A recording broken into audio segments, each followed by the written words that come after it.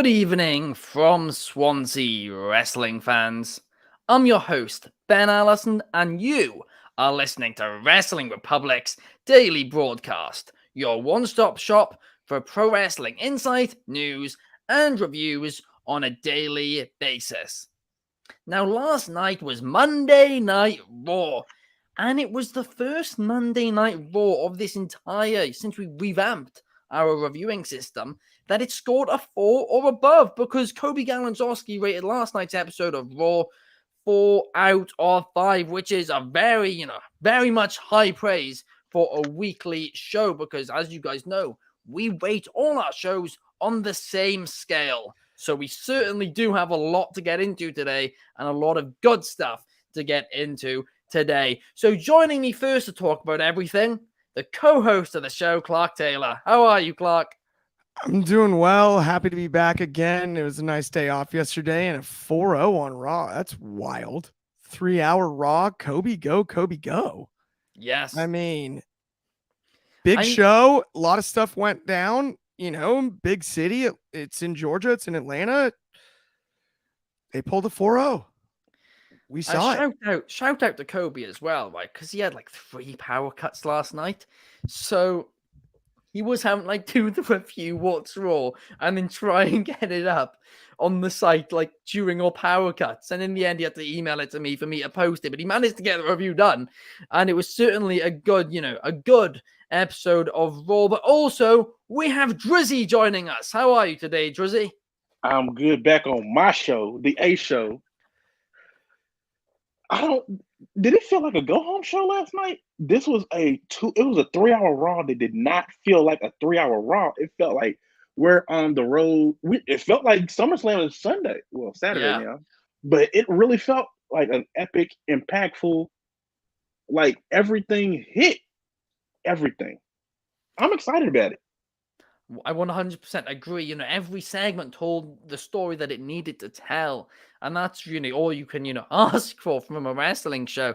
And it all made sense. It's crazy. But also joining us, we have Chaos. How are you today, Chaos? What's good? Happy Tuesday, everybody. You know what that means. I can't wait to get into this episode of Raw. It was very enjoyable, probably the most enjoyable I've in a long while for my opinion. But yeah, let's get straight to it, shall we? Absolutely, and let's get straight into Clark's favorite wrestler, Mr. Cody Rhodes, because he came out to open Monday Night Raw and he invited Brock out. But Brock was nowhere to be seen. But Cody's mum was. She was in the front row and he cut a lovely promo about her, all love and smiles, very heartfelt moment. And then Brock Lesnar's music hit. It then went off. He then went up to the top of the stage. It hit again. And then Brock Lesnar just completely took Cody out and murdered him. And yeah, this was a phenomenal opening to Raw. It felt chaotic. I loved it. And I'm getting more excited now for Cody versus Lesnar at SummerSlam. But, we need to know what the stipulation for it actually is. Now, Clark, we know, you've been a critic of this feud at times. But what did you think about this segment? A lot of people probably expect me to come out here and go like, oh, this is what WWE does to you in your hometown every time, and say that complain about Cody again. And I'm going to say this is my favorite Cody Rhodes segment this year by miles. Not even close. And the reason is Brock Lesnar does not have shows of this caliber in his hometown or adopted hometown, right? He lives out in the wilderness, so he doesn't care about your mom in the front row or about any of that. Cody sold it perfectly. Going backstage, the fake music hit, and then right in front of his mother, right in the middle of his father's adopted hometown of Atlanta, just demolishes him. Now we're back. Now we're back on track. Let's see the third match. Brock's the threat he's supposed to be once again. This is the best job Cody's done, storytelling-wise, all year. All year. No, it was brilliant, and I can't believe you've said something positive about Cody Rhodes. What? I cannot believe it. It's cold outside. It is cold down there. God. Yeah. I can't believe it. I'm in shock. I gotta be honest. got to be honest when you got to be honest, you know. I and it was just awesome. want to ask, like, is it me or am I the only one that chuckles every time Cody does his little power walk when he was walking to the back? It was just Yes. that. Yeah, he does huff and puff. It does look like he might blow the whole house down. He does look like a big bad wolf, just like It's so comical. And then he just got thrown out. I absolutely love it. But yeah, no, I agree. It was an awesome segment. But yeah, just that walk, Cody, like it's just it's a walking meme. I love it. Oh, you are right. You are right. too funny. I'm never going to be able to see that again now, but we've got a couple of comments here. Firstly, got Kian James in the comments. Shout out to Kian. And we've also got David in the comments saying it was that going to point. Oh, not that I bad. love that. Nah, I don't think it was that bad. It was like No. it was missing a certain color, but no, it wasn't as that bad. No, Well, yeah. Nothing can beat Zach Gowen. Jeez, oh my. The extra a color and a leg. I was Like, me and there was Dryzzy like a had the whole same body joke. part Sorry. missing. Yeah, Oh, gosh, but- joke there. But let's now move on to a Money in the Bank rematch as Gunther defended his Intercontinental Championship against Matt Riddle. And I actually preferred this to their match at Money in the Bank. I thought this was great, a phenomenal match to open Raw, and just good wrestling, really. I'm not going to complain. Gunther won. He should have won. It was the right decision. I've got nothing to complain about. After the match, Gunther cut a bit of a promo on the announce table, and that was solid too. Overall, great segment. Did its job, and now next week, Gunther and Drew McIntyre will be having a face-to-face. But Chaos, what did you think about this segment? Yeah, I thought this was pretty fun. I agree. It was definitely better than their match at Money in the Bank. It was rather forgettable. The only thing I remember from that match was that Gunther was slapping Riddle's feet. That's the only thing I remember from that match. But this one definitely had more going for it. I'm correct me if I'm wrong. Was announced last week that it was meant to be Riddle against Giovanni Vinci, or am I bugging? No. It was this announced last week. In fairness, right? Okay, fair enough. I don't know why I thought it was Giovanni, but anyway, regardless, this match delivered way better. And the I love the way Gunther cuts his promos as well. It's making me more hyped for the match. When they eventually announce it for SummerSlam, him against McIntyre. But yeah, I'm just loving the presentation they're bringing to for Gunther, and the sky's the limit for this man. He is definitely one of the greatest, if not the greatest wrestler right now, in this modern era right now. The presentation and the match quality always exceeds.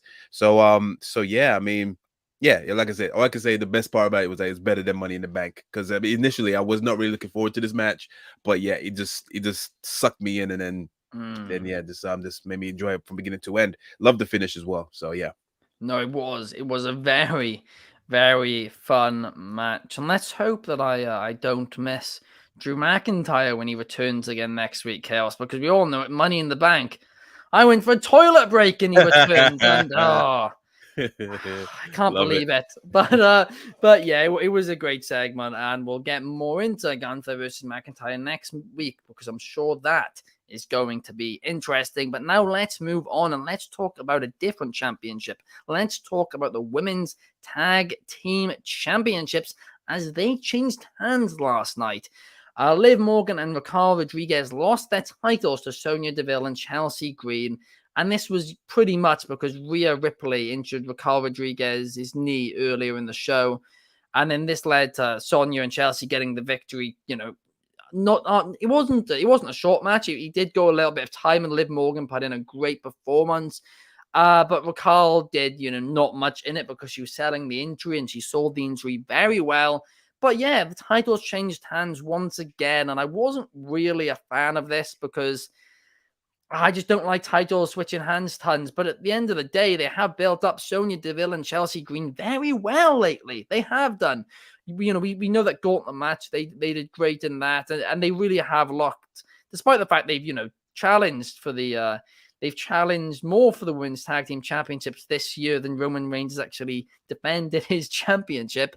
Sonya Deville and Chelsea Green have looked good lately, so I'm not going to complain about it too much. And I'm excited to see what Sonya Deville and Chelsea Green do with the titles.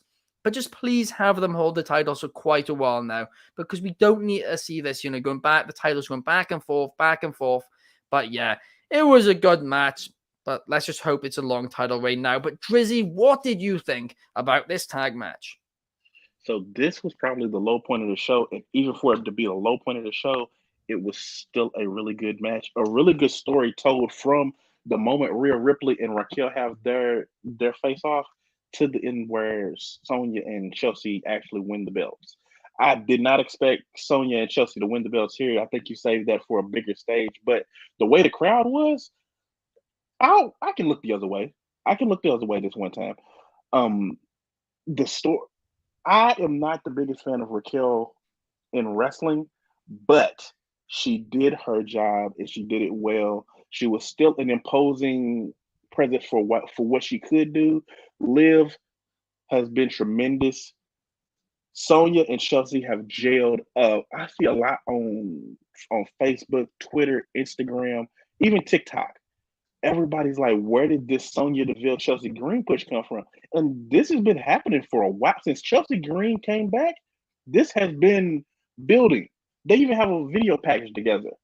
Like, this has been a build. Yeah. And I'm hoping that it continues to build for that women's tag team division. Because yes, we did this is what the third title change in a matter of 3 weeks. We can hopefully settle with Sonya and Chelsea for a little bit. We still have Isla Dawn and Alba Fire. We still have The Way, should they start tag teaming again. We have Katana Chance and Kaden Carter. We have a good foundation for a women's tag division.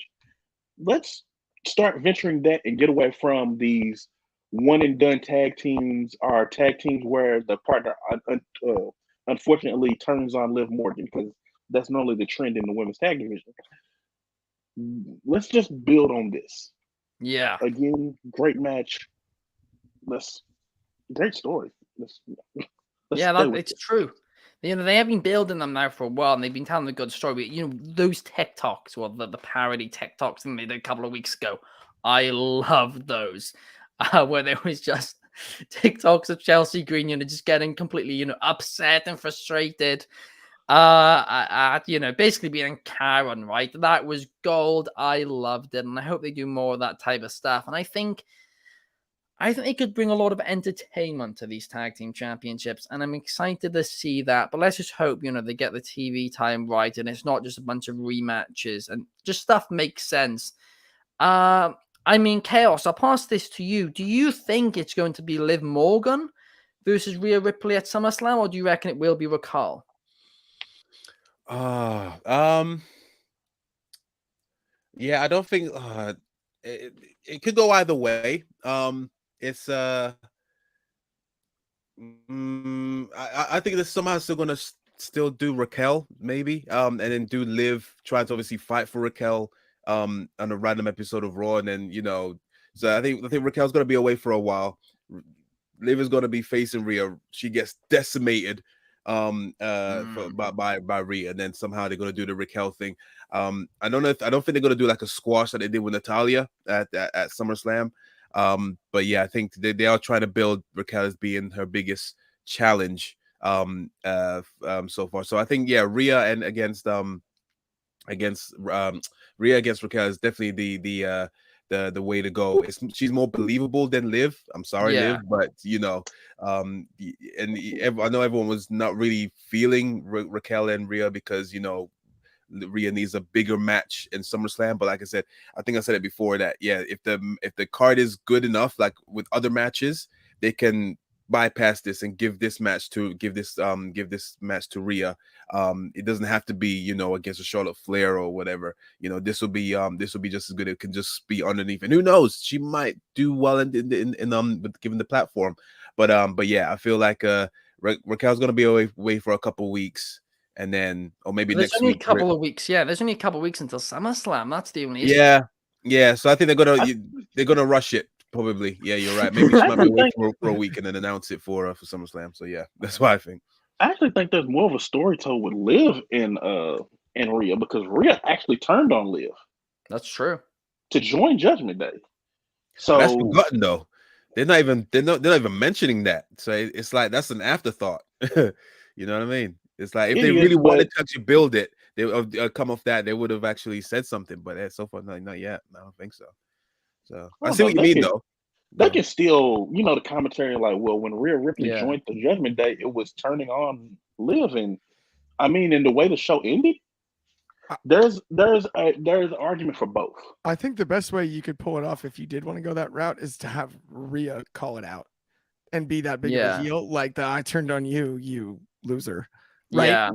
Whatever the next segment is, if you want to go the Liv route first because you think this is going to be a 2-match series where you get Liv and then you get Raquel, for lack of a better term, like out of the bullpen as the powerhouse to kind of defend her friend Liv, who just lost. If that's the story you want to go, I think pretty soon, whether it's next week or the week after, is where you got to drop the remember when I teamed with you, loser? Yeah. Like, right? Like, Yeah, no, I do agree, and I do agree completely with Dryzzy there, because I do think Raquel is actually the bigger match, but you got 2 weeks until SummerSlam.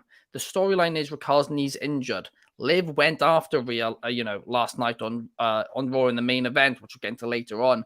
I do think the direction you go is, Rhea Ripley versus Liv Morgan at SummerSlam.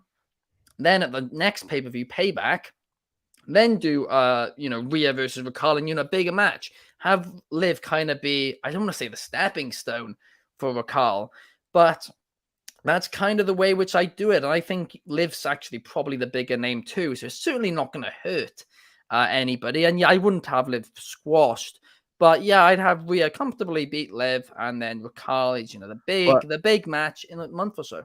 My argument is that, but again, Liv has not been built to be going towards that. She's been more for the tag team titles more than the women's titles. You're spot on that, Chaos. I'm in total agreement. Yeah. On that. No, that is very, very true. It's just the fact that she's meant to have a bad knee, and there's less than 2 weeks until SummerSlam. But we are right. You could well be right that they'll just rush it, because they do that a lot. So that's entirely possible. But let's now talk about something they've not rushed. In fact, maybe they've dragged on for a bit too long, and that is the Seth Rollins and Finn Balor feud. As Seth Rollins sat down for an interview with Byron Saxton, where he kind of played down the idea of Finn Balor challenging him at SummerSlam before Finn Balor walked in, and Rollins told him that he wants this beef kept away from the World Heavyweight Championship, because that's bigger than this beef. And then Finn kind of just walked out, and then came back, attacked Seth, and said, "No, I want a shot at your championship. You need to make it official and accept my SummerSlam challenge," which did happen. My question for you, Clark, is: has this feud just gone on a bit too long now? Are you still interested in seeing this match? It's so frustrating. It's such an interesting, frustrating question to answer, because Finn Balor and Seth Rollins is really hard to complain about. But if I had to, I would say this: the way we saw the initial Universal title rivalry into the match with the Demon and then the torn shoulder, the start of this rivalry, I complained a little bit about it wasn't very babyface to point at the scar on the torn shoulder. But I said that Seth had firmly established himself once again as a babyface. I said that on this show.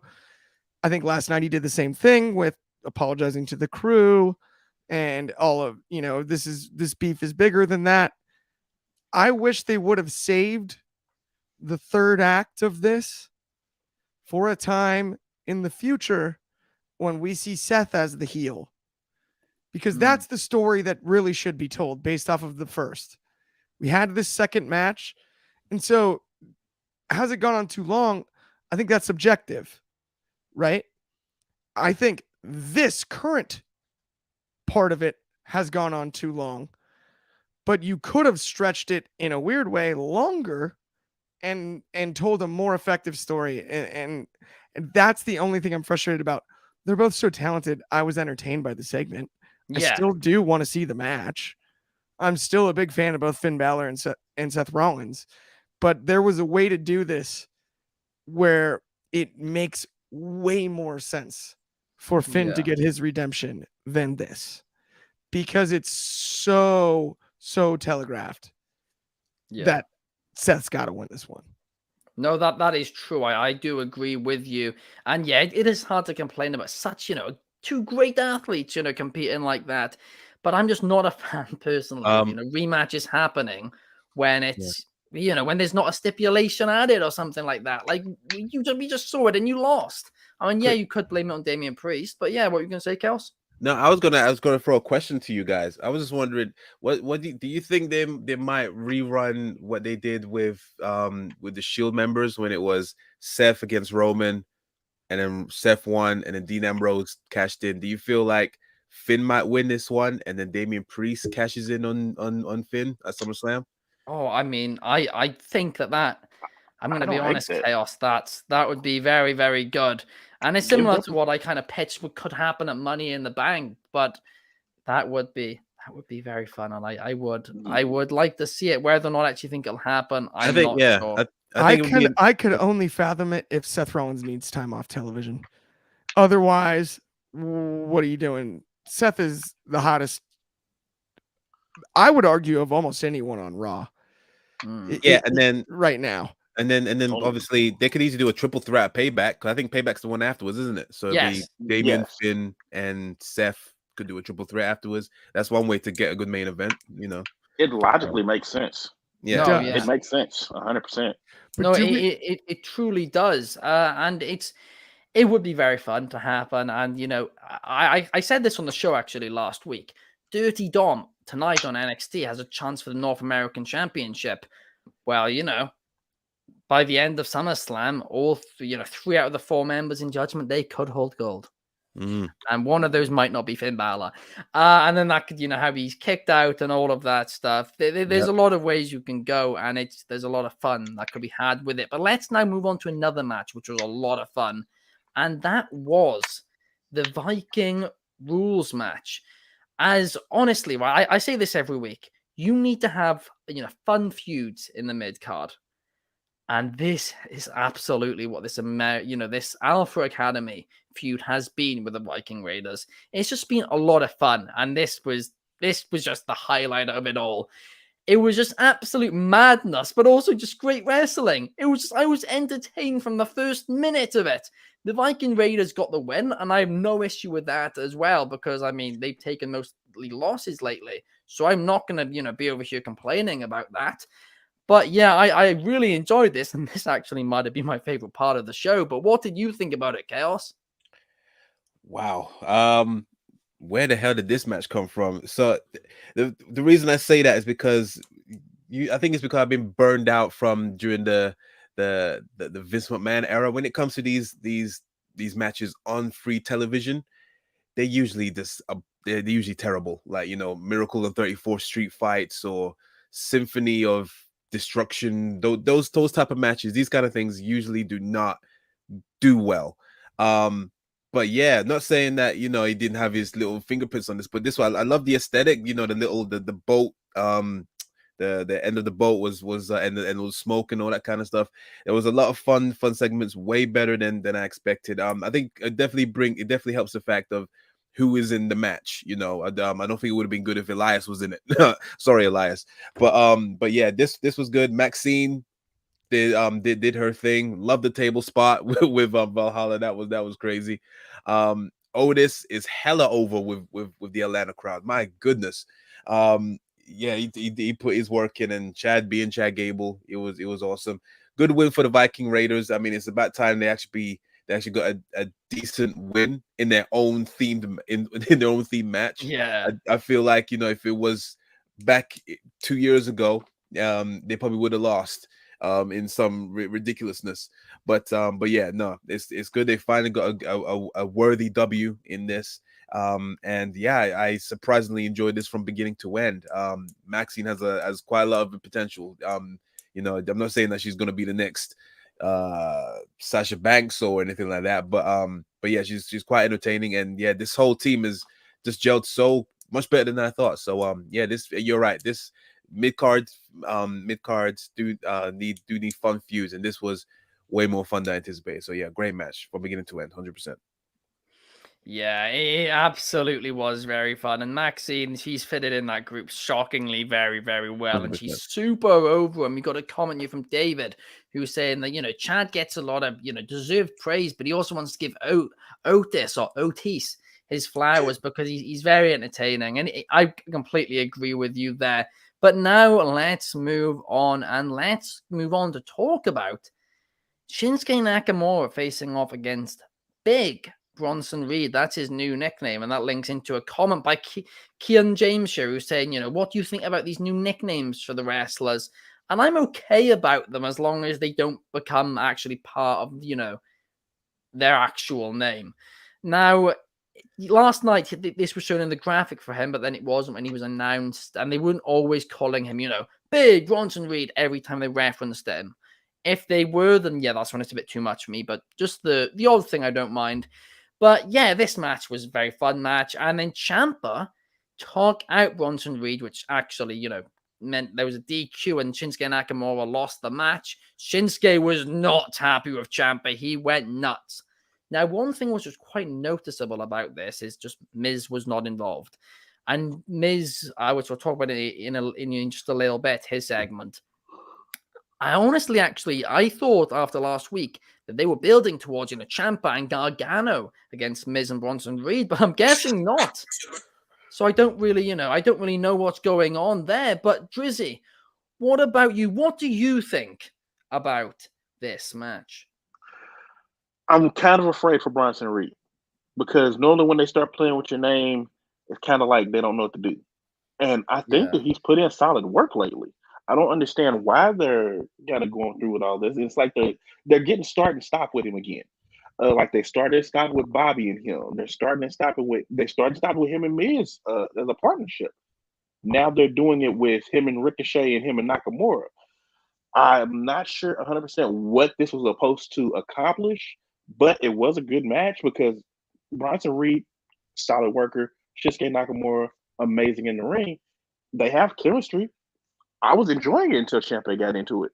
And then that's kind of where it get a little muddled for me because I'm like, okay, so are we now getting Ciampa and Bronson? Or are we just gonna get like this big hodgepodge or a three-way or something?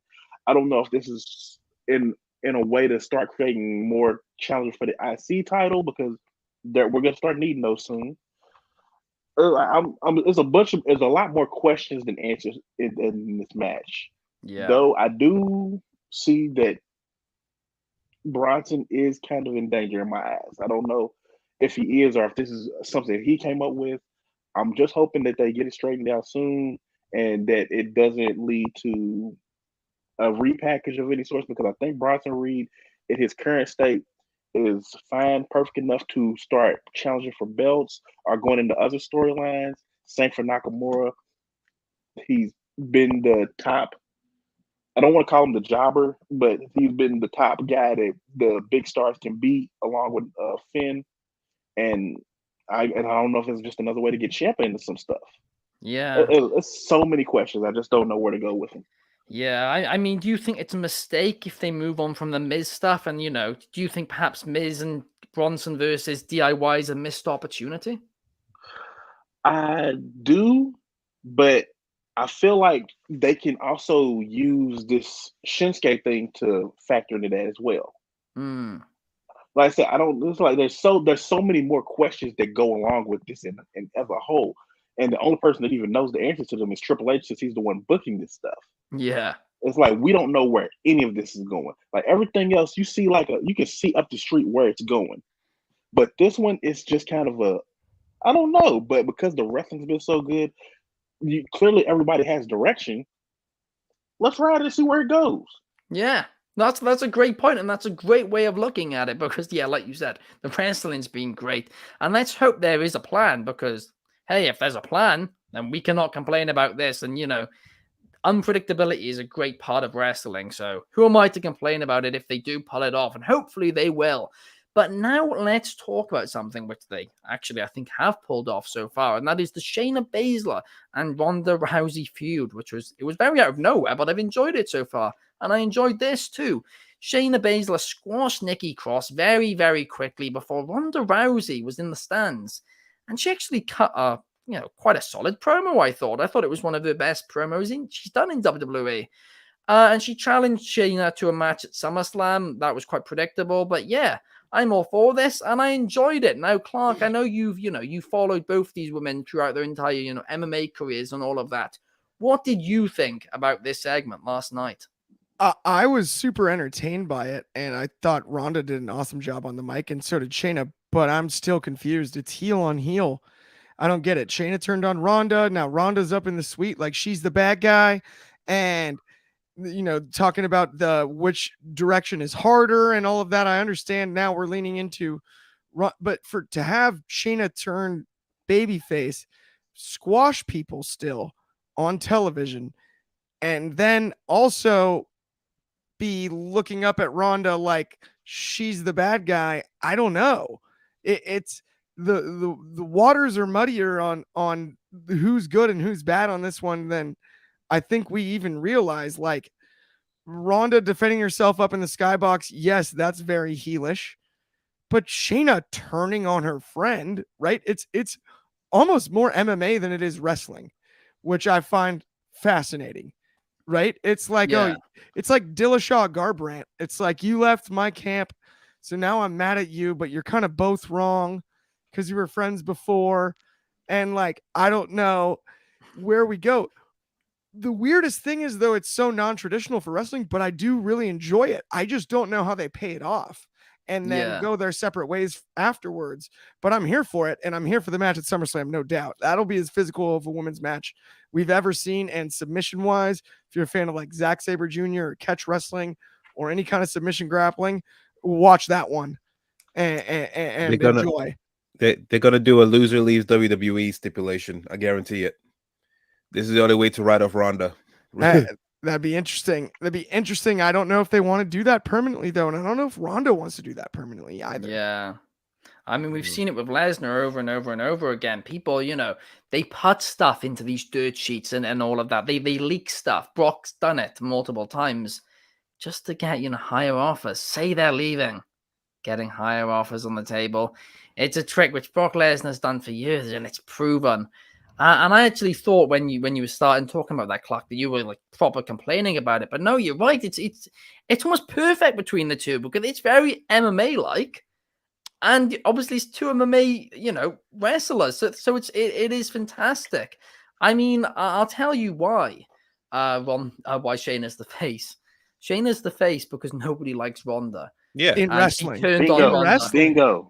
There you go. I mean, even in MMA by the end of it, let's be real. I don't know. That crowd still rocked for her entrance against Amanda. I'm telling you, Ronda had captured the mixed martial arts audience in a way that not many outside of McGregor have. Yeah, no, the MMA community still love Ronda. They do. They kind of like soured on her because obviously when she lost the home, she went into hiding for a long time, and they were just wondering what's going on. And her tactics against Nunes wasn't that great, as we all know. I'm pretty sure Clark knows as well. Yeah, where the coach was like, "Go striking." No, don't do that. So yeah, the MMA community loves her. It's just wrestling. Yeah, they were pro Shayna and anti Rousey. So yeah, I'll tell you this. It started off with Shayna being the heel. But once WWE seen that the fans aren't getting behind Ronda, it's like they instantly, well, you know what? It ain't working. Yeah. And that's genius as well. And they instantly made Ronda into this cartoon villain, like, haha, Shayna, I stand above you, looking down on you. I loved that. To your point, the setup of her being up in the skybox was brilliant. Yes. Especially after like the Endeavor deal recently that like we may or may not know about, but the hardcore fan knows about, and you're like, oh, she's up there and with corporate, like, and to tell that type of a story, just the little hint at it on TV, just this tiny bit of realism. Oh, this is brilliant. No, as opposed to being backstage, right in the locker room. Yeah. Stuff. No, I agree completely with you there, Clark. And she even touched upon it. She said, I'm above you both literally and figuratively. But now let's move on to another segment which I enjoyed. And this was the one segment on the show which some people loved, some people didn't. And that was Miz TV with Becky Lynch. I loved it because Becky came out there through the chairs and said, well, Miz, who's the special guests? And she didn't act dumb like a lot of the guests do. She knew what Miz was going to say. Miz was just completely thrown off by it. It was genius. I loved it. And then, Trish came out and basically pulled an MJF. She gave Becky a few conditions to, be able to get the fight. What, though, I believe she said that if Becky loses to Zoe Stark, then she has to say, thank you, Trish. Now, I'm not sure if she meant to say that even if Becky wins against Zoe Stark, then she still has to say that before she gets the match. And if that's not what she said, if she wanted to go full on MJF, that's what she should have said. She should have said, you can have that match, but you've got to beat Zoe Stark and then say thank you, Trish. That's the only condition I'll give it to you on. Full MJF, I would have loved that. But Chaos, what did you think about Miz TV? It was, in the words of MJF, it was a bit mid for me, to be honest. It was Becky Lynch comes out, throwing chairs away and all that stuff, and obviously demanding Trish to come out and whatnot. It's weird with Trish. She seems to have like a good week on the mic, and then other times it's the chemistry is off. It's really odd. And even the stipulations were like, they started off okay, and then it just got more ridiculous over the time. So yeah, all right, you got to beat Zoe Stark. Fine, cool. All right, now you got if you lose to Becky, if you lose to Zoe Stark, you got to say thank you, Trish. Fine, cool. If you get to SummerSlam and then you lose, if I beat you, then you got to get tattooed on you, thank you, Trish. Like, what's the chances of that happening? It's not gonna happen, is it? I mean, I'd be very surprised if it ever did, but I don't think it's gonna happen. But I'd be happy if they did swerve us that way. But yeah, just the stipulations, it just kind of it was all written on the wall. Like it was a bit odd. And then like she looked like she wanted to say something, and then she was just like, oh wait, we're supposed to brawl now. And then it started colliding, and then there was like miscues as well. It just looked off for me. Again, it was going with the rematches again, Becky against Zoe. I mean, I'm not fussed about it. I mean, they had a good match, but yeah, it's like we're treading on waters here, and it's getting more and more apparent every week, and I'm not liking it. So yeah, we'll see how it goes. But yeah, this was forgettable. Becky and Trish has had better segments than this. But yeah, just what threw me off was the stipulations that MJF would come up with way better ones, even though he's also treaded on waters before, but it wouldn't come up with, you got tell Adam Cole to write on to tattoo on him, I'm better than you, baby. And it's like, yeah. Well, maybe she could find, a loophole, and maybe she can just get, one of those like temporary tattoos on her if she loses. Maybe that's the swerve. But maybe. Now let's move on to the main event of Monday Night Raw, which was Kevin Owens and Sami Zayn defending the WWE Tag Team Championships against Damian Priest and Dirty Dom. And not to open the show, early on in the show, the Judgment Day came out all together in unity to show how the Judgment Day is fine, and they remain fine throughout the show this week. But what I loved about that promo was they did a great job at hyping up Dominic Mysterio's NXT North American Championship shot, which is now tonight. And I loved how, just for a couple of minutes, they just focused on that. They'll bring some viewers to NXT tonight, so there's nothing bad to say about that whatsoever. But then let's actually go on to the match itself. And that happened because Kevin Owens just went nuts at the Judgment Day. He's had enough of them, and he wants to defend his tag team titles and punch them in the face. Kevin Owens' anger, I'm certain, is what's going to end up costing them the titles at some point. I'm sure there's some long-term storyline there, and that'll be great.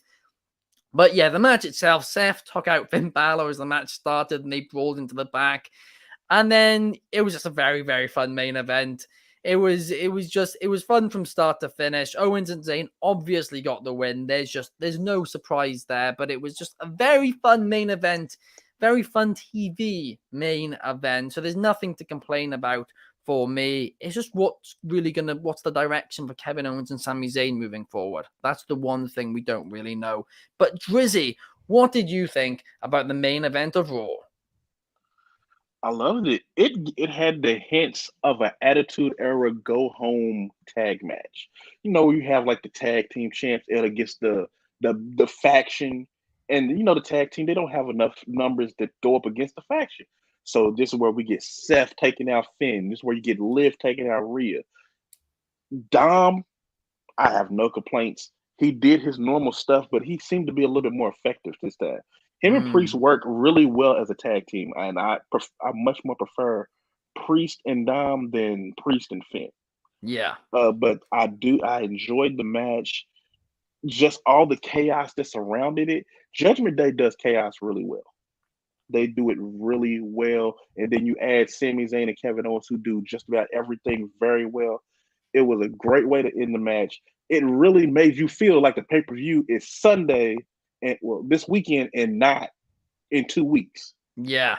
Like, we still have a whole nother couple of weeks of programming before we actually get to this. No, I mean, that's true. If we were to just stop and make this be the go home, I'm absolutely ready. They've touched every match that'll happen at Survivor Series on the Raw side. I'd go for it with her. Yeah, and that's great as well. The fact that they've actually built these feuds with with a week to go, basically. I mean, there's nothing to complain about there. So you also have like you said, an extra week. Great, fantastic. I mean, Clark, what do you think they should do with Owens and Zayn at SummerSlam? Do you think that there's anything they could possibly do for them, or do you think that they had that WrestleMania moment? There's only so many people you can give a shot to at SummerSlam. Do you kind of just think we've got to leave them off the card? This was my fear when it happened. Is like you have two of your biggest names now carrying the tag team belts and not enough tag teams for them to wrestle. And we talk about the main event scene on Raw being thinner than it should be. How about if you add Sami Zayn and Kevin Owens to it somehow? I don't know who takes the titles off of them, and there's not enough time between now and SummerSlam to build something. But maybe Payback, I don't know. We got to figure something out here, right? It's an awesome thing to see them together. I believe they're as entertaining as anyone on the microphone week in and week out. Kevin Owens cracks me up every time, and they have awesome chemistry. But in the long run, I don't know. It's the classic trope. Babyfaces carrying the title for a long time is hard to navigate. That's why Stone Cold never had a long reign. And it just is. Right now, there's not a heel team. They already beat Imperium. They already beat, you know what I mean? They beat up half the tag roster. And I hope that they do right by Owens and Zayn and build them up out of this as singles competitors somehow. But I don't see it happening by SummerSlam. So I'm starting to get a little nervous, I guess is the best way I could sum it up. I mean, that's a very good point. And you touched upon, the fact that it's hard to have a long, have a babyface champion have a long title reign nowadays. And that's completely true. And it's always been something that, it's fascinated me because since weekly shows have really started, weekly television, that has been the case. However, you go back to the territory days, it was the exact opposite. Babyface champions would be, champions for a long time. Then you'd have a heel champion, hold it for just a couple of months, and then give it back to another babyface champion or the same one again. It's kind of just flipped as, live television and weekly televisions come into it, which is, that's a fascinating thing in itself. A little bit me going off there on a tangent, but it's very true and a great point it is. You brought up there, Clark. But that basically, guys, that brings us to the end of this show. If you're watching on YouTube, please hit the thumbs up button and subscribe down below. We hit 500 subscribers a couple of days ago, so thank you guys so much for that. It means a lot. It is absolutely, it's great, and we really do appreciate it. If you're over on Spotify, a cheeky 5 stars helps us tons. We're really trying to increase our following over on Spotify. But thank you so much, guys. Thank you to Clark, Dryzzy, and Chaos for joining me here today. It's been a great show, and we will see you guys tomorrow an hour earlier, 8 p.m. UK time, 3 p.m. Eastern, and 12 p.m. Pacific. See you guys tomorrow. Enjoy your evening. Drinking bleach is better